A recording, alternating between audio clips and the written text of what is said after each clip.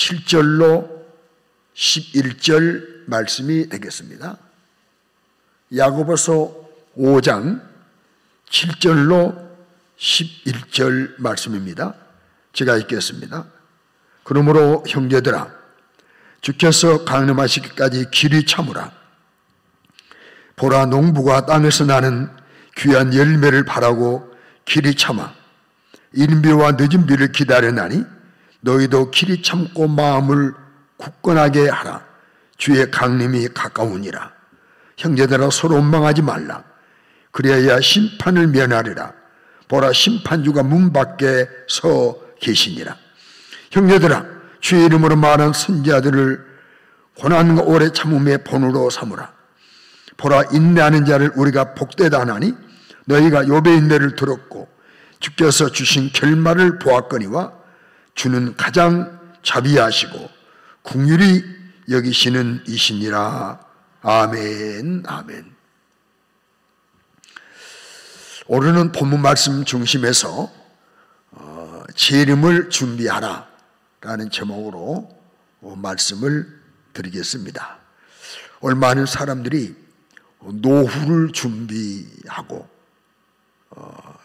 인생 후반기를 준비하기도 합니다. 그러나 아무리 준비를 잘해도 생애가 짧습니다.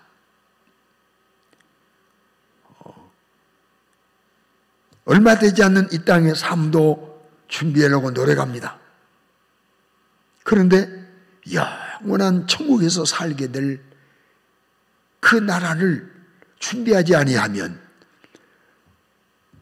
우리는 절대로 맞이할 수 없다는 사실을 꼭 기억하면서 오늘 말씀을 잘 들으시면서 나는 정말 재림을 믿고 준비하고 있는 사람인지 아닌지 점검하시고 남은 생에 재림을 준비하는 삶을 성실하게 살아가는 우리 모두가 되시기를 주의 이름으로 축원합니다. 승천하신 예수님은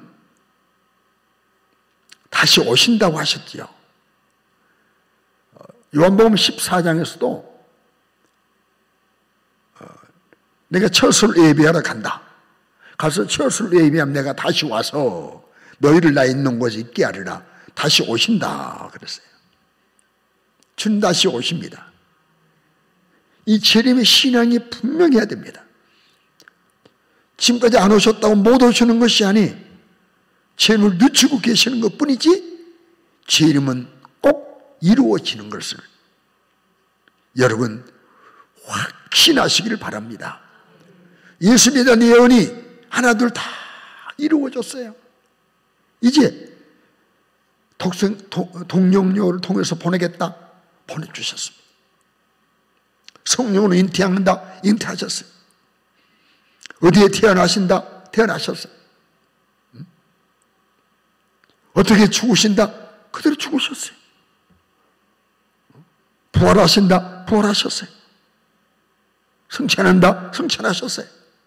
이제 다시 오실 재림이 남았고 오시면 심판하게 되고 새하늘과 새 땅에 새하늘과 새 땅에 우리가 들어가게 되는 것입니다. 그러므로 우리는 재림 신앙을 분명히 하면 여러분 오늘 본문에 나와 있는 믿음의 사람들처럼 끝까지 인내하면서 믿음 생활을 잘할 수 있는 것입니다. 특별히 우리 좀 다시 오신다고 그랬는데 그 날은 오시는 날은 비밀입니다. 그 날은 비밀이에요.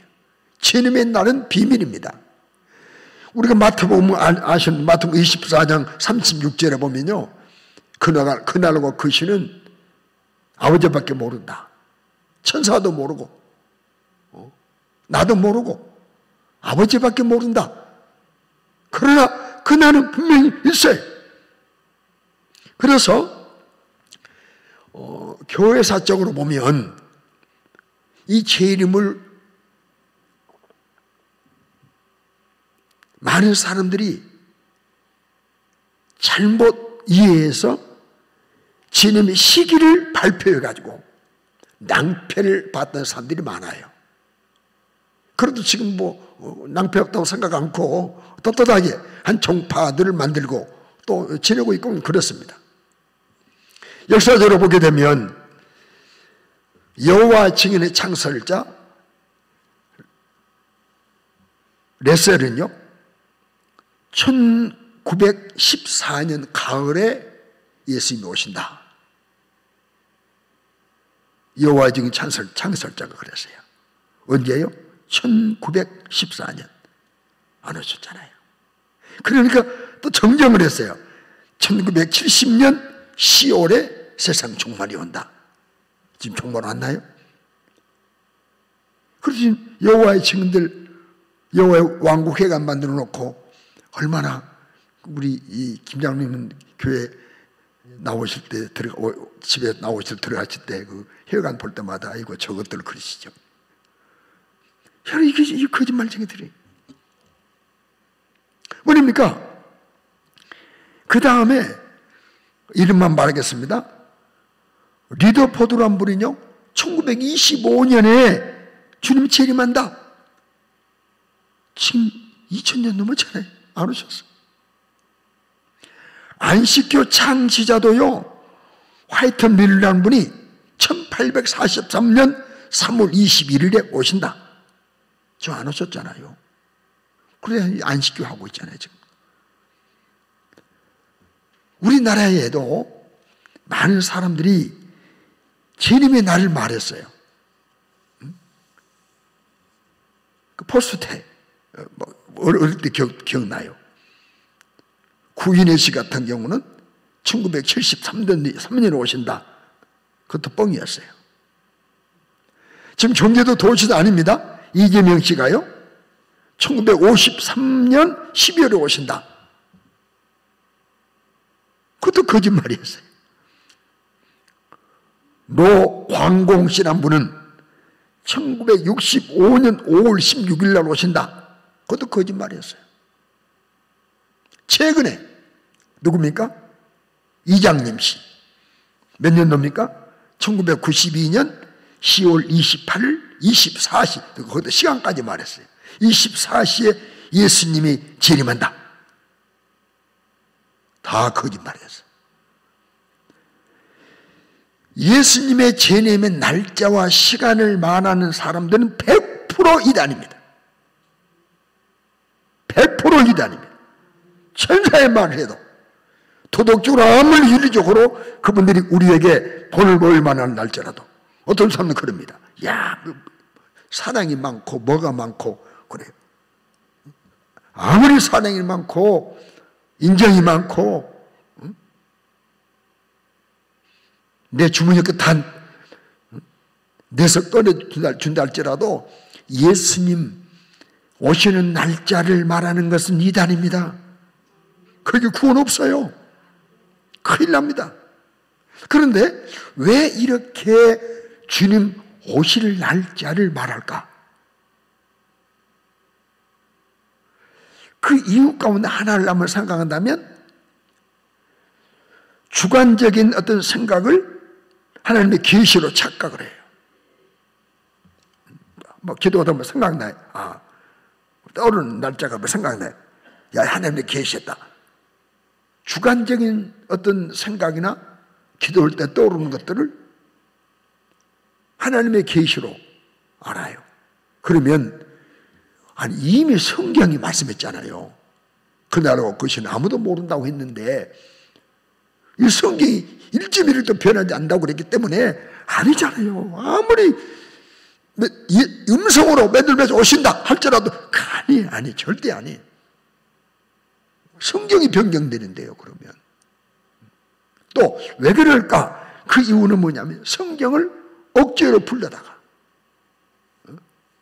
자기들이 어떤 성경 지식이 많고 특별한 사람처럼 생각하게 만들고 그 성경을 억지로 갖다 맞추다 보니까 그럴 수 있는 거예요.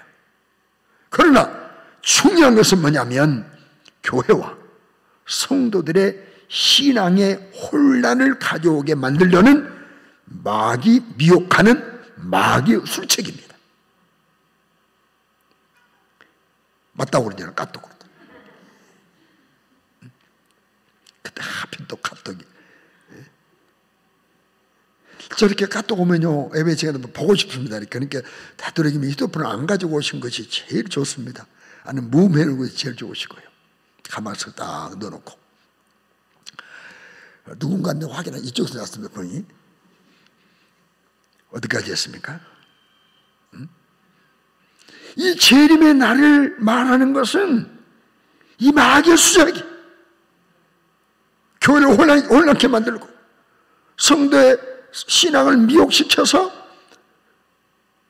잘못된 진리로 끌어내가지고 구원받지 못하게 만들려는 마귀의 술책, 이걸 꼭 기억하시고, 그날과 그 시는 아무도 모르는데 오시는 것은 분명하다. 할렐루야. 그러면 무엇 때문에 예수님은 아니 속 시원하게 내가 며칠 어디 온다, 그러면 얼마나 좋겠어.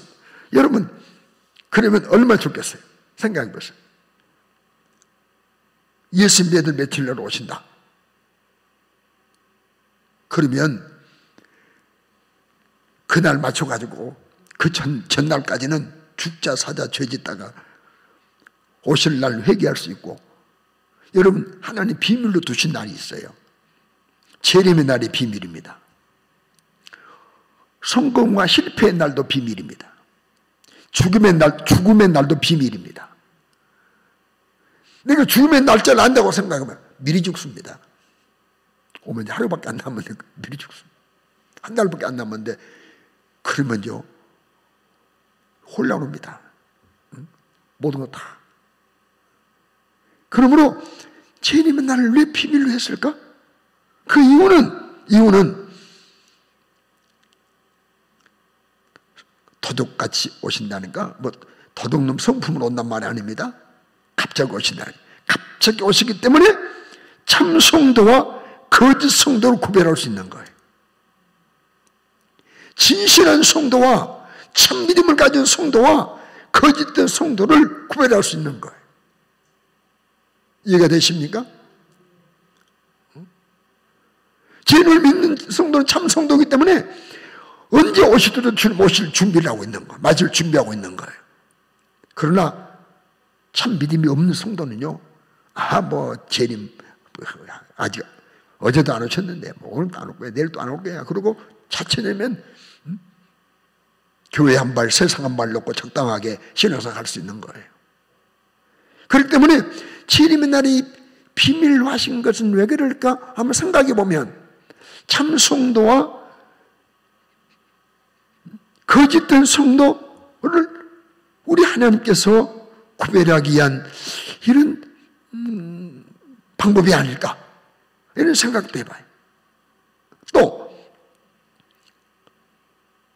두 번째는 주님의 날 비밀로 해둠으로 말미암아 경건한 믿음의 성도들은 경거망동한 삶을 살지 않아요. 방탕한 삶을 살지 않아요. 주님이 언제 올 줄 모르기 때문에 언제라도 주님 오실 준비하고 있기 때문에 항상 세상과 짜가지 않고 깨어있고, 그리고 경거망동 안 합니다.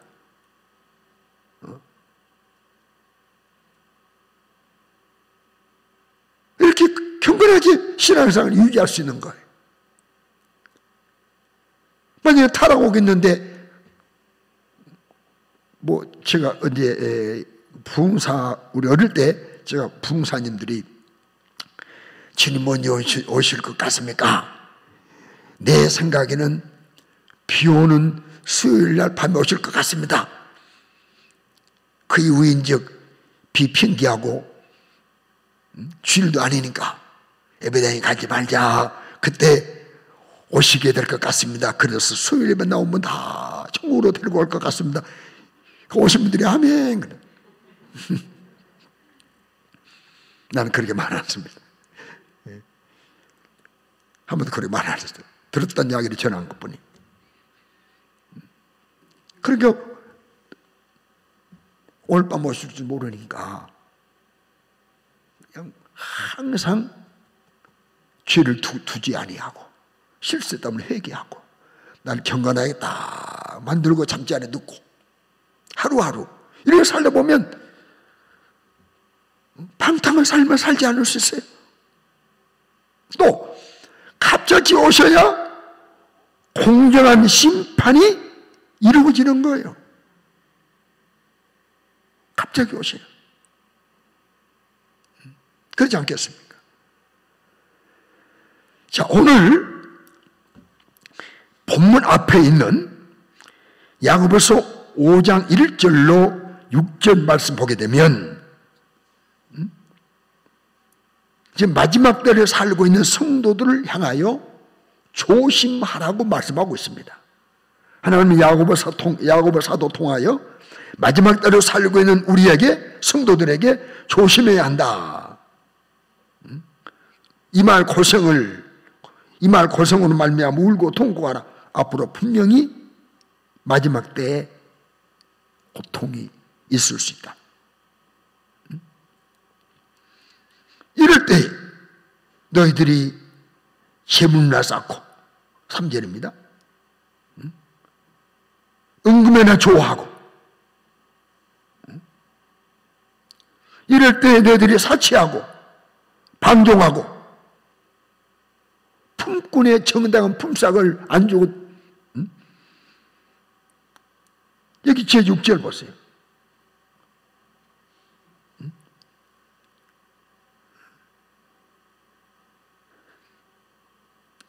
4절 너희 밭에서 추수한 품꾼에게 주지 아니한 싹이 소리 지른다.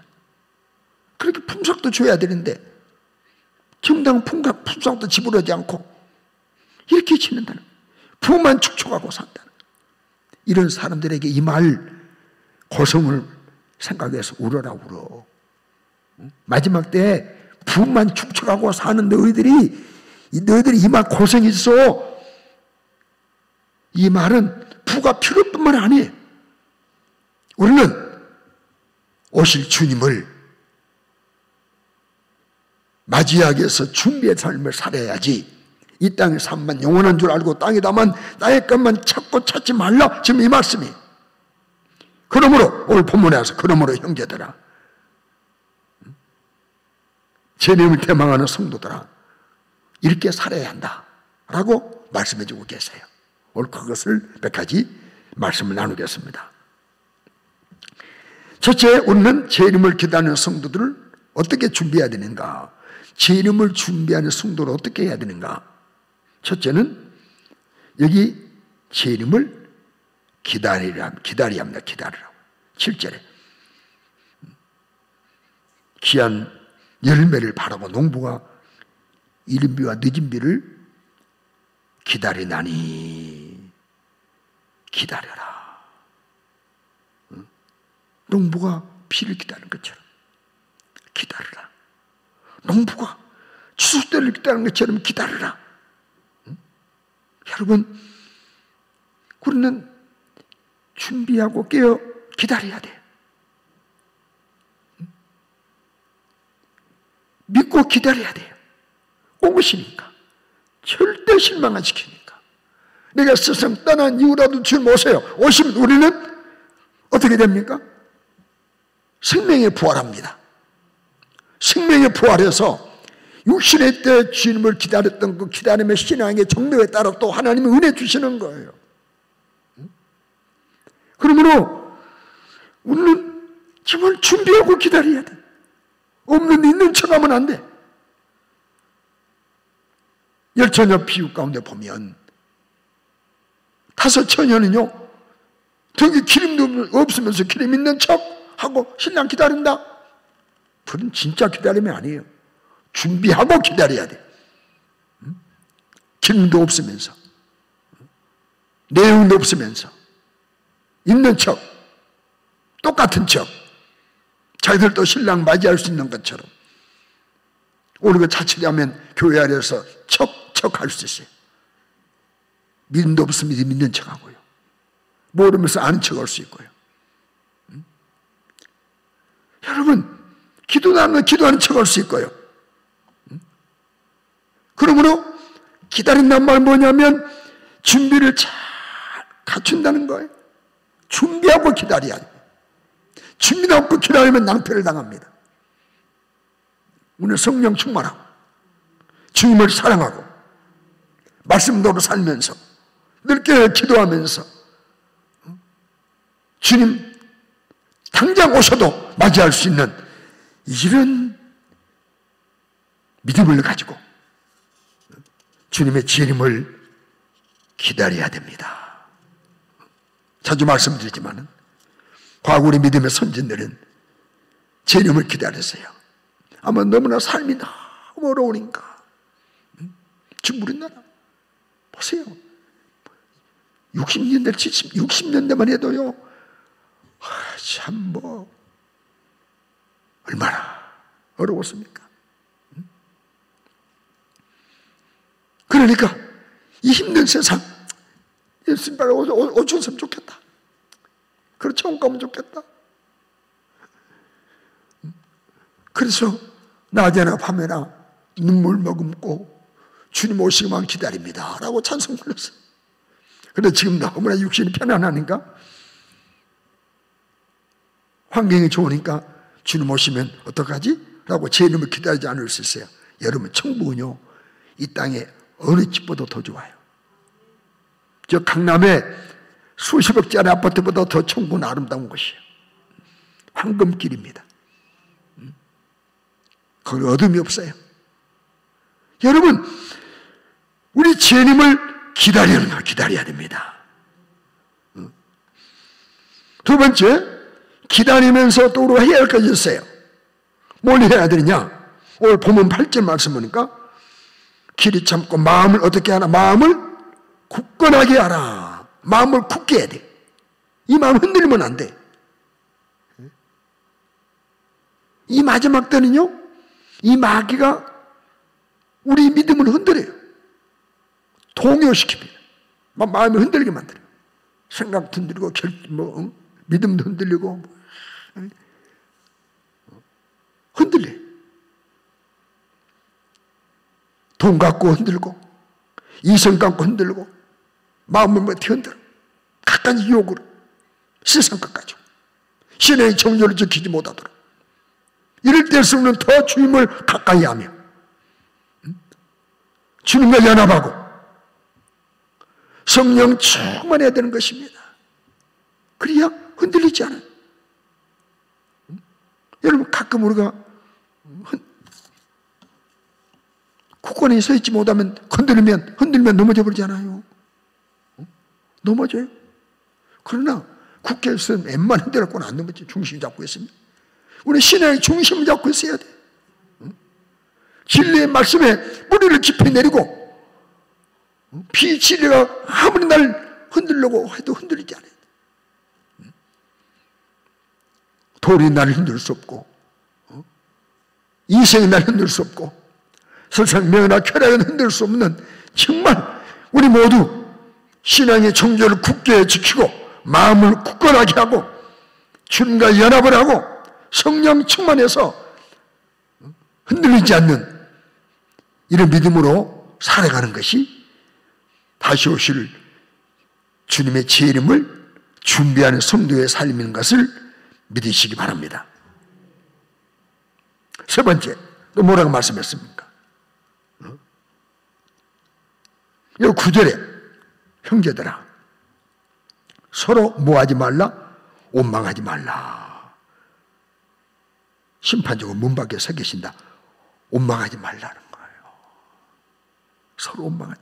마지막 단에 사는 성도들 정말 이 원망은요 정말 조심해야 될 거예요. 우리는 지금 시기적으로 봐도 마태복음 24장에 주님이 마지막 때 있겠다고 하는 일들이 그대로 벌어지고 있고 요한계시록에 말씀한 그 일들이 그대로 이루어지고 있습니다. 그런데 우리 심령을 무디하게 만들어가지고 전혀 무감각하게 살아가게 만들어요.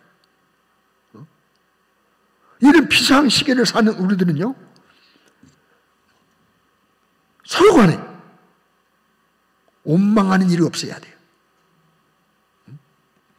원망하면요 신앙생활을 바로 못합니다. 바로 못해요. 여러분 교회에서 목사님 원망해 보세요. 여러분 믿음 바로 갖지 못해요. 목회자가 여러분 원망해 보세요. 안 되는 것이죠. 부부간에도 원망하면요 행복하지 못해요. 형제간의 사이도 마찬가지, 성도끼리도 마찬가지. 영적인 생활, 기도 생활 불가능합니다. 때문에 이 마지막 때는요 원망이란 도구를 통해서 성도의 마음을 상하게 만들어서 영적인 생활을 바로 못하게 만들고, 영적인 생활을 바로 못하게 만들어야 깨어있지 못하고, 깨어있지 못해야 영적인 생활을 바로 못해야 다시 오실 주님을 맞이하지 못하기 때문에 원망이라는 도구를 이용해서 신앙생활을 바로 하지 못하게 만들려는 이 못된 마귀의 쾌계가 있다는 사실을 여러분 절대 잊지 않기를 바라고, 우리 교회는, 우리 성도의 가정들은 절대 비참하네. 형제간에도 원망하면 안 돼요. 원망하지 않고는 서로 침을 져줘야 돼요. 갈라디아서 6장 2절에 우리는 짐을 서로 치라고 그랬어요. 너희는 짐을 서로 치라. 그리하면 그리스도의 법을 성취할 거라. 짐을 서로 쳐주는. 같은 갈라디아서 5장 15절을 보면요, 만일 서로 물고 먹으면 뭐 한다고요? 피차 멸망한다. 서로 원망 그러면 멸망한다. 더 중요한 말씀은 왜 여기 원망하지 말라고 했는가? 원망하면 절대 화목이 있을 수 없어요. 화목하지 않으면 어떻게 줄 아십니까? 히브리서 12장 14절 중요한 성경에 다 같이 한번 읽겠습니다. 시작. 모든 사람과 더불어 화평함과 거룩함을 따르라. 이것이 없이는 아무도 주를 보지 못하리라. 모든 사람을 더불어 화평함과 거룩함을 따르라. 화평함과 거룩함이 없으면 누구를 보지 못해요? 주를 보지 못해. 다시 주님을 볼 수 없다는 거예요. 이 땅에서 주님이 역사하는 현장을 내가 경험할 수 없다는 거예요. 주님이 내 삶 속에 개입하는 것을 내가 만날 수 없다는 거예요. 주를 보지 못한다는, 주님이 일하심을 보지 못한다는, 다시 오실 때 주님을 뵐 수 없다는 거예요. 그러면 우리는 한 화평을 쫓고 거룩함을 쫓고 서로 침을 지고 서로 원망하지 않고 문 밖에 오실 주님이 문 밖에 계신 문 안에서 방 안에서 서로 다투고 원망하고 있으면 금방 문만 열면 주님 오시는데 그때 어떻게 할 거냐 말이에요. 그러므로 저와 우리 모든 성도들은 서로 짐을 지면서 원망하지 않고 위에서 기도해주고 약점을 서로 담당해주고 서로 보완해주고, 여러분 우리 지체들이 서로 봉사하고 희생하고 감싸주듯이 지체 올리로 이 땅을 살아가는 우리가 될 때에 제 이름을 준비하는 성도의 힘을 잊지 않으시기를 주의 이름으로 축원합니다. 그 다음 또 해야 할 일이 있다고 그랬어요. 어떻게 되느냐? 11절과 12절에는 무슨 말입니까? 인내하라는 겁니다. 인내하는 성도가 된다. 인내로 실행하는 사람, 인내하는 것이 제 이름을 준비하는 거라는 거예요. 받아봅시다. 인내하는 거예요. 본문에 7절부터 11절 사이에 참으라, 인내하라 라는 말씀이 몇 번 나오냐면 제가 찾아봤어요. 6번이에요. 6번. 6회 나와요. 10절에 길이 참으라. 계속 참으라고 말씀. 오래 참으라. 인내하라. 인내한 자가 인내를 들었고 인내한 자가 복되다. 여러분 어떻게 참아야 되느냐? 누구처럼? 농부처럼. 농부는 인내해야 됩니다. 언제까지? 추수 때까지. 결실의 계절까지 인내해야 됩니다. 그때까지 참아야 돼요.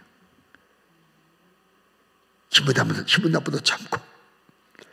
기분 나쁘다가 여러분, 이제 벼가 이제 펴가지고 이제 꽃이 달렸는데 가서 막 짝대기로 흔들면 되겠어요? 꽃 다 떨어지라고? 다 뽑아보면 되겠어요? 안 되지.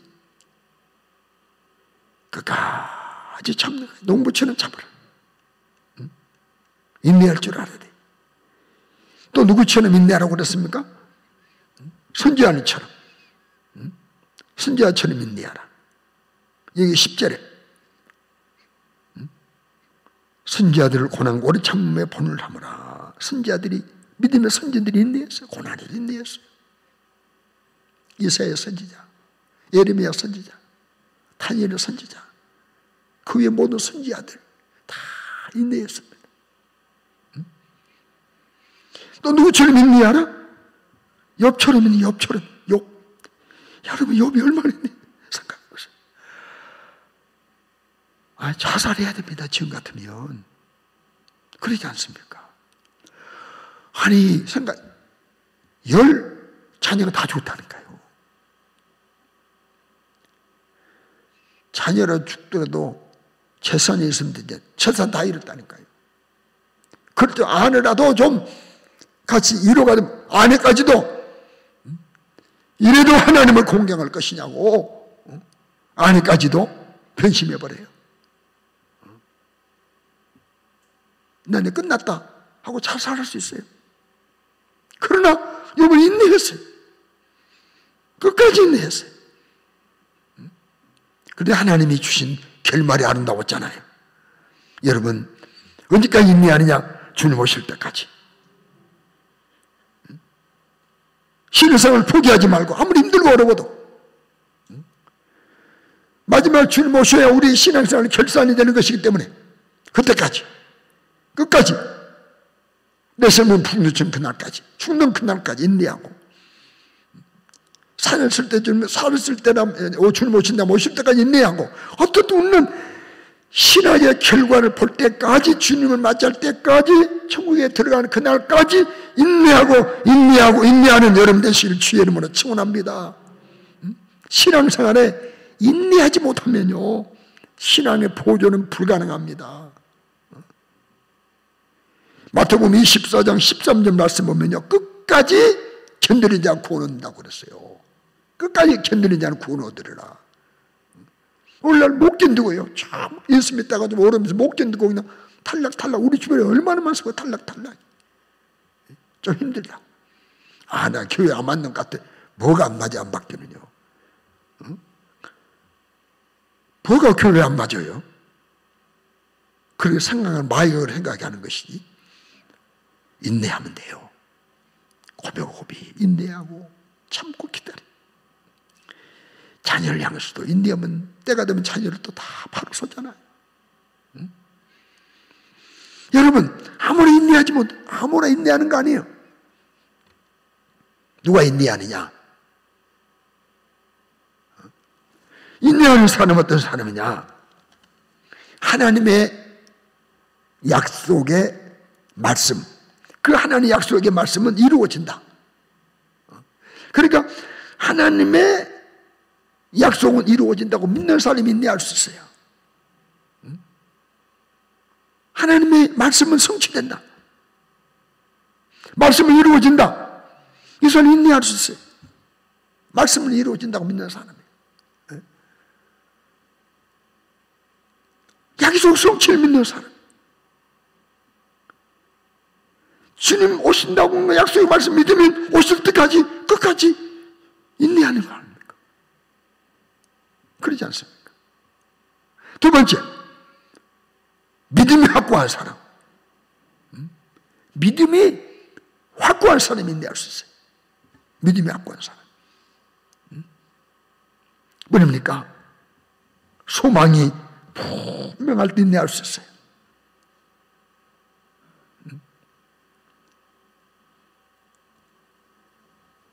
주님을 기다리는 사람은 인내할 수 있는 거예요. 사랑하는 성도 여러분, 우리 다시 오실 주님을 맞이하는 그날까지 인내하십시오. 그때 가서 인내하기를 잘했다. 내가 그때 정말 그만두고 싶었는데, 십자가 내려놓고 싶었는데, 내가 교회를 나고 다 그만두고 싶었는데, 예수님 때문에 그럴 때 있잖아. 인내하는 거. 인내하면 하나님이요, 그냥 무조건 인내가 아니라 약속의 말씀 붙잡고 믿음을 가지고 하나님을 신뢰하면서 기다리고 인내하면 우리 주님은 결코 실망시키지 않으세요. 잘했다 하도록 은혜 주실 거예요. 사는 성도 여러분, 우리는 이 땅을 사는 동안에 육신의 삶도 행복하시기를 간절히 바라며, 아울러 영적 생활의 성공은 뭐냐? 슬기로운 다섯 처녀처럼 주님 오시는 날 신랑 내신 주님 혼인잔치에 참여하는, 주님의 주인을 맞이하는 겁니다. 그리고 주님의 주님으로부터 마지막 심판하시는 날 착하고 충성된 종아 잘했도다 라고 우리 주님이 나를 칭찬해 주시는 그 마지막 때를 맞이하는 것이 인생의 최고의 성공입니다. 이 땅에서 뭐 오래 살고 부자로 살고 뭐 단명하단 말도 아니고 가난하게 살려 말도 절대 아니에요. 우리는 복음을 위해서, 주의를 위해서 짧게 사는 것보다 길게 살면 더 기도 많이 하지 않겠습니까? 1년에 전도 투사하는 사람이 한 10년 투사하면 20명 전도 총구할 수 있잖아요. 그러지 않습니까? 아니 물질로도 주일하는 성도들은요, 아니 돈 많이 벌어서 물질하고 더 주일 많이 하고 총구할 수 있잖아요. 그러면 일한 대로 상 받으니까 우리는 뭘 해도 주일 때문에 오래 살아야 되고, 주일 때문에 부자가 돼야 되고, 주일 때문에 건강해야 되고, 주님을 칭찬받는 일을 하기 위해서 우리는 이 땅에서 더 살다 가자 이래야 되는 것입니다. 그런데 주님 재림과는 전혀 관계없이 내 육신만 좀 편안하게 살아보자, 이것은 안 된다는 것을 지금 저는 강조하고 있습니다. 사랑하는 우리 성도 여러분, 슬기로운 다섯 처녀처럼 주님 오시는 날 주님 비울 수 있도록 준비하는 우리 모두가 되기를 주의 이름으로 축원합니다. 기름 준비 잘합시다. 성령 충만합시다. 그러면 결코 실패하지 않습니다. 기도하겠습니다. 하나님 아버지, 우리 모두 다시 오실 주님을 믿음으로 기다리게 하시고 절대 흔들리지 않게 하시고 그 누구도 어떤 환경도 원망하지 않게 하시고 끝까지 인내하며 주님 맞을 준비 잘하게 도와주시옵소서. 이런 요소 가운데 특별히 소중한 것은 성령 충만입니다. 주여, 성령 충만을 계속 유지하는 것이 주님을 맞이하는 최고의 기름을 잊지 않게 도와주셔서 우리 모두 일을 하도록 복을 내려 주시옵소서. 예수님 이름으로 기도드리옵나이다. 아멘.